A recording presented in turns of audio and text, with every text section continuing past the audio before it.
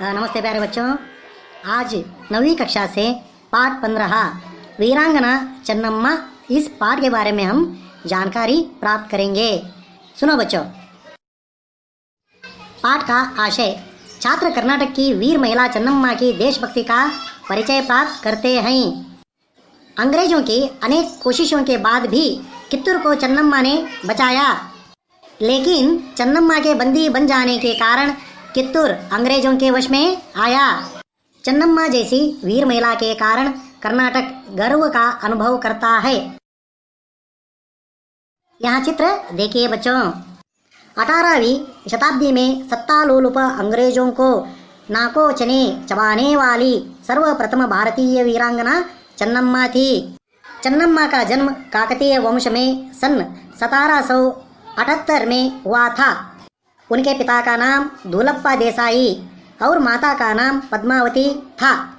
एक तो एकलवती, फिर रूपवती और स्वस्थ। चन्नम्मा शब्द का अर्थ ही है सुंदर महिला। उनकी शिक्षा दीक्षा राजकुल के अनुरूप ही हुई। घुड़सवारी, शस्त्रास्त्रों का अभ्यास, आखेट आदि युद्ध कलाएं उन्हें अपने वीर पिता से प्राप्त हुई।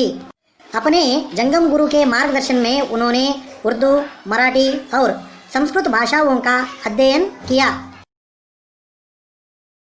कित्तूर कर्नाटक राज्य के उत्तरी बेलगावी जिले में है। उन दिनों कित्तूर कर्नाटक राज्य के व्यापार का प्रसिद्ध केंद्र भी था। देश विदेश के व्यापारी वहां के बाजारों में हीरे जवाहरातें खरीदने के लिए आया करते थे। ऐसे समृद्ध राज्य के प्रजावत्सल राजा मल्लसर्ज थे। चन्नम्मा के माता पिता ने बड़े हौसले से उनका विवाह राजा मल्लसर्ज के साथ कर दिया। रानी चन्नम्मा कित्तूर के राजमहल में सुख से रहने लगी। उनकी कोख से एक पुत्र रत्न का जन्म हुआ, जिसका नाम था शिवबसव राजा। लेकिन बचपन में ही उनकी मृत्यु हुई। राजा मल्लसर्ज की पहली पत्नी थी रुद्रम्मा। पूना के पटवर्धन ने मल्लसर्ज को चालाकी से बंदी बना लिया।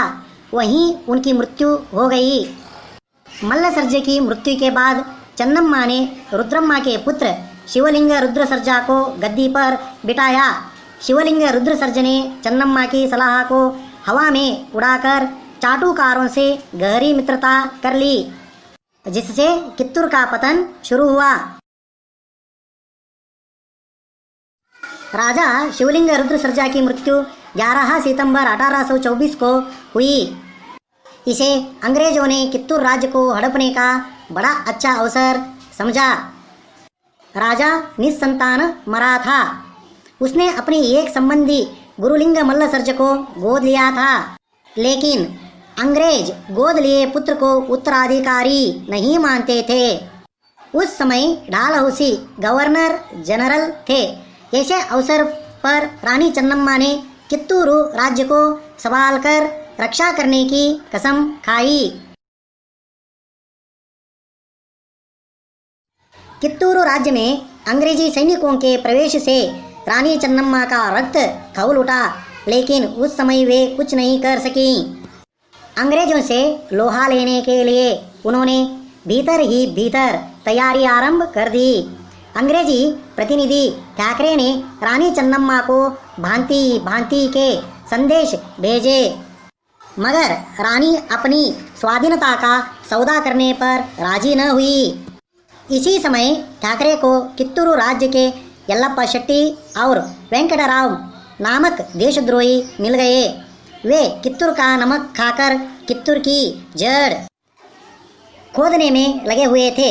ठाकरे ने उन्हें कित्तूर का आधा आधा राज्य सौंप देने की लालच दिखाई। बदले में वे कित्तूर के सभी भेद खोलने और भरसक सहायता करने को तैयार हो गए। दोनों ने कित्तूर का शासनभार संभालने का परवाना लेकर चन्नम्मा को दिया।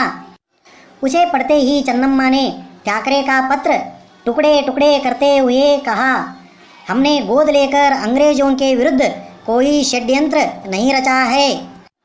गोद लेना है, इसे ठाकरे नहीं रोक सकता। हमारे घरेलू मामले में बोलने वाला वह है ही कौन? कित्तूर स्वतंत्र राज्य है और तब तक रहेगा जब तक मेरे शरीर में प्राण है। यह पटकार सुनते ही दोनों देशद्रोही अपना सा मुंह लेकर चले गए। कित्तूर में गुरु सिद्धप्पा जैसे कुशल दीवान और बालन्ना, रायण्णा, गजवीरा और चन्ना बसप्पा जैसे वीर योद्धा भी थे, जिनके रहते कित्तूर के लिए कोई खतरा न था। कित्तूर की जनता अंग्रेजों की चाल से भली भांति परिचित थी। ठाकरे स्वयं बड़ी सेना लेकर कित्तूर आ पहुंचे, किंतु रानी उससे नहीं डरी। ठाकरे ने 500 सिपाहियों के साथ कित्तूर के किले पर चढ़ाई करने की आज्ञा दे दी। रानी ने वीर सैनिकों को युद्ध के लिए ललकारते हुए कहा, मातृभूमि के सपूतों, अपने प्राणों की बाजी लगाकर हम अपनी मातृभूमि की रक्षा करते हैं। अंग्रेज इसे हमसे बलपूर्वक छीनना चाहते हैं, लेकिन इसे हम कैसे छोड़ सकते हैं? यहाँ हमें अपने पूर्वजों से मिली हैं।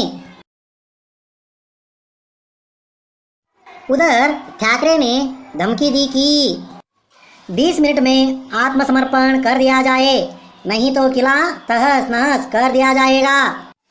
कुछ समय बाद मर्दानी वेश में रानी चन्नम्मा शेरनी की भांति अंग्रेजों की सेना पर टूट पड़ी।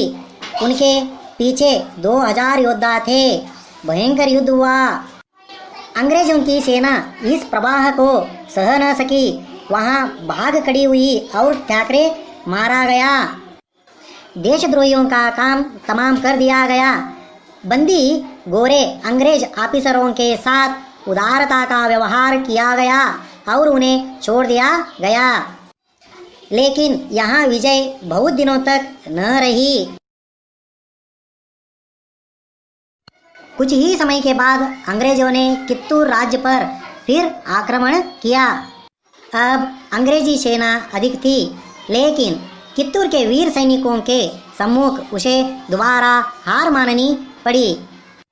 फिर एक बार अंग्रेजी ने सारी शक्ति लगाकर घेर डाला।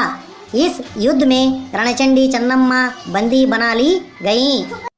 अंग्रेजों ने कित्तूर को लूटा, वहाँ कुछ भी न बचा।